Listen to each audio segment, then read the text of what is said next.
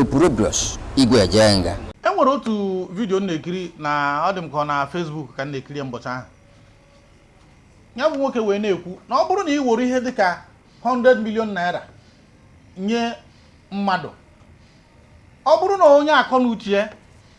nọ na 5 million naira, na ọ ga-erigide ya bụ 100 million rigide ya mgbe brain ya ga na-achịta azụ bụ mgbe ego ahụ fọrọ 5 million.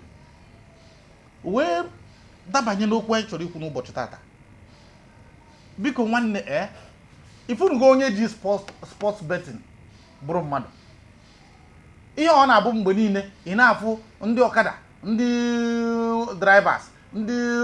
ma ndị na-akwa trọk, ma ndị na-arụ nke ọbụla a na-asị enwere nọmba, enwere nke a, ifu ndị mmadụ a na-achọ ihe a ga-agba. Enwenugoro onye ịfụrụ chekigodi ya na onwe gị, enwenugoro onye ịfụrụ bụ sports betting ka o ji bụrụ mmadụ, bụrụ ọgaranya ahụ ruo ihe dịka afọ 5 maọbụ afọ 6. Ebetike ndị Igbo. Gwumba. Onye nke m. Okete. Achọrọ m ka itinye ọnụ n'okwu a. Ọkwụfụ iru mpaghara ọbụla nke aha nepa adị ewu n'ahụhụ ọkụ. Ha nọ ebe ọbụla iruru ha ka nkụ. Ma bet Naija, ma King Bet, ma bet. A na-abịakwuzie ndị ha na-eji eme advert ha bụ ndị gbagonitere na anyị ma ịpụta ifu oke ọcha, ọ dị m ka King's Bet bụ nke ya, ifu Victor Ikpeba, ifu ndị ọzọ gbalitere ka eji ha na-asị ha na ị ga-ewin million. Epetike ifunugo onye ji ụmụ ihe ahụ bụrụ mmadụ. Ọmụgo onye na-agba gambling at all, even n'obodo oyibo bụ mmadụ. Ịma na gambling, like they said, you can't win a city hall. Ha na-eme bụ ebe na gambling, ịgba kọbụna ji 10,000 bido gbagide ọfọ 500 naira ha mee win 15. Itinye n'ọkụta ka n'ọkụkụ a chaji ya na ijidekwa ọ dị ka sị na eche ịgba ọzọ ọfụkwa 2 naira eme win ohere ka 600 maka a mara na ọjọzi ije ibute akpa gị ma ọ weta akwụkwọ moto gị tii na lọkụ achake na asaghị aka akpa. Mgbe onye na-agba gambling, ịma na ndị mpa anyị ha ihe na-akpọ ya pool. Ọ pool ka eche njiri kịta. Mgbe onye na-agba pool, and ihe na-emekara ndị poor men, oge ọbụla inwe hope na pound 1 to 4 na Man U wee gbawuo Chelsea wee gbawuo Rangers wee gbawuo Kano Pillars. Ihe na-abụ onye ka na ugwu. If na a footballer na-eme bet. Like we said, but JJ ha ma amụ kachi ha, all these great players had a bet. Maka ọ ma na no nwere ike obet na kwefron na ha nweta ndị ọkụ na anọ boys agba ha 4-0 ha bata field. Onye ọkụ na anọ nwere ike first of all gbara ụkwụ ji eje kọọ ya ngwọrọ agba ha 6-0. So a player ha agba bet ọ bụrụzie nke ije bet ihe ndị ọzọ gbara omore ihe ọzọ gị na-eme na bet ha esi na nwere ike ị na-eme bụ rie gị 10,000 enye gị 1,000 enwekwa hope again ejuru ya abụ mmadụ. And if onye si no win nnukwu ego na check that money, that money no last kana ka onye highest 9 months ọgwụ. Ebetike enwere ihe anyị na-ekwu kịta rụtara m ịma na enwere ebe ọha dị ka ụmụ ejima. Mgbe anyị pere mpe from mgbe nọ primary 6 then banye secondary school, ana m agba jackpot. Mgbe ahụ ihe eji agba ya bụ ọnụkọ 1 kobo coins ka a na-eji agba ya. Mgbe ahụ ịbịa tinye ime chakam obegwururu highest jackpot ị ga-ewin mgbe ahụ bụ 2 naira and ọ ga-adị na coins. Enwere akwa m na-eji abịa mgbe ahụ, ọ dị na Agbani road n'ebe Amechi junction ka m na-abịa mgbe ahụ. Nrute mgbe ụfọdụ enwere ụmụ ihe dịka 10 naira. 10 naira bụ nnukwu ego, anọ ego nna m zutere ezute ọ bụkwa na mmadụ na-achịrị m ya mpụta echenji emie na coins. Aga m agbagide till enwe m ike rie ugboro na-abụ m ịtọ, mana ego ya nke nji bịa ma nke m winiri ewin ha niile ga-na-akpọta de.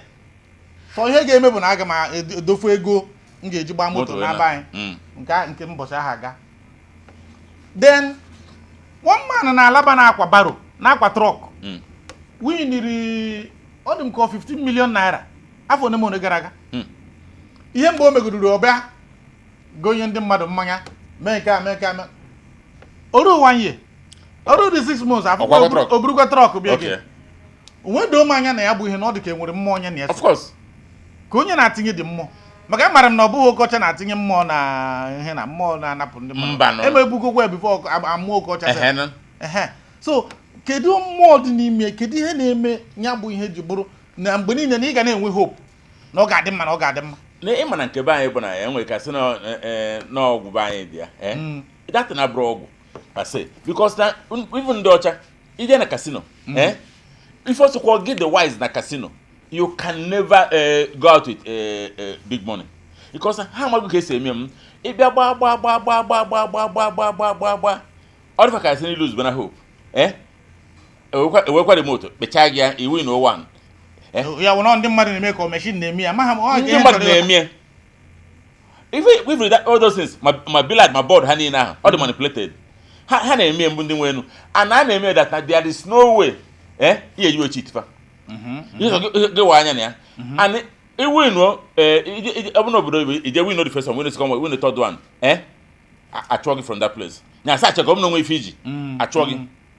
because ife emere ka iwin ofa ndị na-ekwu akafa adịghị ha na o nwere mmụọ nọ behind everything a na-eme enwere territorial spirit ọ dị ka ịbata Nigeria esi na ihe na-achakasị anya na ihe gwụọ ịbata airport Nigeria ọ ya bịa gị n'ime because na ma ndị police ma ndị custom ma ndị immigration ma ndị ya kwe ma ndị ha bụ esi from tamak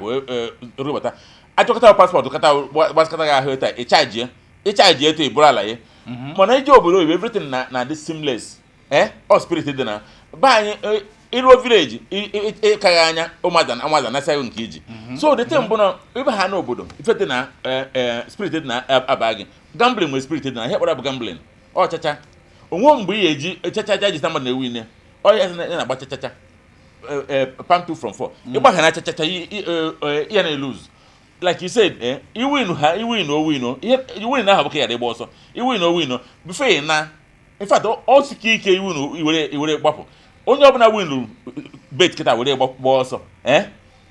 ọmachi eze again maka na ha ya ataghị eti dị sure that na onye ahụ yọrọ nri irotere egwu a na-akụ oti ya kpokpokpo ya no oti ịchafụ isi ya no egwu fabak gbagoro egwu ahụ nwaanyị ji ma na ma o ji ọma n'ukwu wee mee gambling ofu ihe Chukwu ji gọzie m ihe o ji nyere m aka bụ na akwụfuru etu anyị a na-aka odoghị m anya amaghị m aka na a na-agba poolu gbachaa nchịta akwụkwọ poolu sọsọ iji ya ganye nchi ka ndị ya ganye aghọtaghị m ya amaghị m ka a ga-ejidecha ihe na-akachi ya n'aka mgbe ụfọdụ njiri ngote granọt mgbe ahụ m pere mpe na-eji akwụkwọ poolu ere granọt nnekata ọ na-agba m left hand ọwụ nwaanyị be anyị bụ every time ya na di ya na-ese okwu na ọ chetara akwụkwọ poolu n'aka na ọ na-eme na anyị ga-adị afọ dị ya n'akpa mgbe ụfọdụ ana m eche kedu ihe merụ na enwerebeghị onye ọbụla bụ mmadụ ị ga-asị na ego winuru na pool mba ọ na-akatasị na ọ dị ka ego ire ana mana afụgo m ndị rere ana were eme ihe mepụta ihe ọ bara ha uru maka na ana bụ biznes kịta aka ọ bụ real estate bụ ihe na ọ bụghị nke a na-eme na village mgbe ahụ ọ na-abụ onye chọọ ịchụ nwaanyị ma onye chọọ iri ihe na onye chọọ ịgba akwụkwọ gara ana asịghị na ego a na-ada uru ego a na-aba uru mana nke a na-anụ bụ ofu ihe mfụrụ na-enweghị uru ọ na-abara onye ọbụla na-abụghị na ọ ga na-enye hope ife onye na-akwa trọk like this ọ na-akwụ ya with hope na ya mecha ha anya game mgbara yesterday game asịghị nna Man U wee mere m ncha n'ọsọ 1 point ọkọ tụọ asịghị too sure ahụ enweghị mgbe too sure na-ezu 2 na ọ na-agbanata ọ ga-akọ ọtụnata 1 na asịzi kedu etu ndị mmadụ si wee ka tinye isi n'ime ruo tata it's a matter of choice enwe onye a ga-asị ya ji na-ege mana biko ọ bụrụ na ị na-enene anyị na comment section biko ị ga-akọrọ na anyị ofu onye ị maara sigoru na ma mgbe a na-agba poolu rutekwa kịta anyị mewere sports betting anyị ma na ha ka nkụ ha juru ebe niile nwee street ha na-anọ ma ndị a na-ebu ihe na-adị acha red a na-press aka ha ka nkụ ihe a niile enwenugoro onye ifuru ji ebụrụ mmadụ maka anyị ga-achọ ka anyị na onye ahụ kpaa nkata ka ọ gwa anyị the secret ọ bụkwa ndị na-eme eme o maka ndị na-eme as business nke ha dị iche nọ na mmadụ gara win ye 20 million or 30 million agwaghị m onye nke win 15 million bụ onye ihe na ọ ka nọ na Alaba ọ na-akwa trọk and adị m sure na ọ ka na-agba rukwe tata of course maka ọ dịgo n'ọbara ọ bụrụ na enwenugo onye ifuru gbarụ sports bet anyị achọghị ikpo onye ọbụla afọ ka ọ ghara dịka onye anyị na-emebi ihe na mana anyị mana ọ ka nkụ ndị Naija nke a na nke a Naija na nke a ọ bụrụ na enwenugo ịmadụ ji bụrụ mmadụ bụrụ ọgaranya tata biko denyere anyị na comment section mana ọ bụrụ na enwe kedu ihe kpughe aga ebe ahụ kedu ihe kpughe aga ebe ahụ epetike Ugwumba pịachi ọnọdụ aka anyị na ndị onwezi anyị pịachikwa na ndị banye na ihe a na-agwụ na m a na-ekwu na chachacha uru adịghị na ya mana ọ bụrụ na onye aka gị mma ka ọ were ebe na-emegide useless ọ bụrụ na onye aka gị mma ihe ọ bụla ịgbatara ga-eti ime ise kwefu chacha ka nkọwara ife oyiri na mpịachi okwu m ịgba chacha bụ the same thing like iwere ego gị nwa okorobịa ka ịbụ ị na-azụ nwa agbọghọ na university a na-azụchakwa azụta ụfọdụ ihe ka m gwa gị 98% of hezo nwaanyị na university lose fa maka one ka nkọwara gị reason bụ na o nwego class more than you ọ dịgo more exposed more than you ife ọ na-afụ ihe afụ muzie and na ọ dịgo used to you na ihe bụ ATM ihe ọ na-achọ bụ itest Newton so ịzụcha ya ịdị lucky na 2% ahụ ịdị n'aka Chukwu the same thing na chachacha na-agba ibido ha mgbawa chachacha o nweghị uru iyi abata nwere ime ya because na day in day out ọ bụrụ gị niile bụ pantu from phone sometimes asị na onye ara na-enye mark onye ara enye gị nke ọzọ onye ara ọ na-enye gị onye ara isi adịa ma onwe na-akwa n'ụzọ ihe na-ayọ n'obodo bụ open aka na chachacha ọ dị mma ọ bụrụ na aka ga-eti part 2 of egwu ahụ mana na ndị a ga-eji tie buru ibu ma mbụzi sọ nwata nwaanyị mana ị ga-amụta ihe biko mụta ihe amaara m na ụfọdụ ọ baa na ha n'ọbara gịnị maka na-ebido ya kịta na-asị mba dịka ewere ego na-ejighị eme ihe ka ndị agba enwere ego a na-ejighị eme ihe ezigbo biko ọ bụrụ na ọ na-abarụ merikwe na-aga mana ụdị dị ka ma ọ na-ada abarụ mmakwanụ na anụkọta ha m n'ụwa nke a winite ịbụ raffle draw a na-eme ma anụkọta ha m winite ego ihe ọbụla bara uru n'ime mgbe m na-eme dịka a nata abịa na baza asị gị na ka nka enwere mbọchị emefere ya ọfọsụsọ 5 asị m kwụọ ụgwọ 5 ahụ nsị mba na mma nkwụ ejigo m ego na baza mgbe ahụ wee kwụọ ụgwọ 3 nke winiri ya so na 2 fọrọ afọ exactly onye nche maka na onye trọk nwere nke winiri ya nọ na 2 fọrọ afọ asị m ọkwa shiri m mgbe ahụ na nsị na igbo onye ara agwaburu m ga-agba na ihe anyị doro m anya ka eke ga-eji kwanye m ga-agba mana mgbe ahụ ihe njikachi onwe m obobi n'ọhịa anyị na-emeri chọọchị ụmụ chacha anyị na-egwu na chọọchị so na ọ bụrụ na ị maara na ị dị ka m lọk gị adịghị ya in fact lọk gị ekwesịghị ịdị ya bikọs ihe ha agbaghị aka ọrụ mana ọ bụrụ na ị kpebie na aka dịghị mma na ị ga-ehu onye n'isi mbọchị ụmụnna gị ga-agakwute ikekwe ọ bụrụ ndị ụmụnne ha nọ n'obodo oyibo dịka m fụrụ ofu onye mgbe ahụ nwanne ya nwoke nọ n'obodo oyibo na-esi ndị ego eji eme ihe na vileji were na-agba agbachacha eme sports betting mbọsị Man U gbagburu Chelsea otie si na ya kwukwere na Chelsea ga-agbagbu Man U etu a ka ọ ga-agbagide round around tiri enyi onye ahụ ya bụ biko ana m anya onye ọbụla ka anyị mụrụ akụ epechike oke mmadụ Opurobios Igwe Ajenga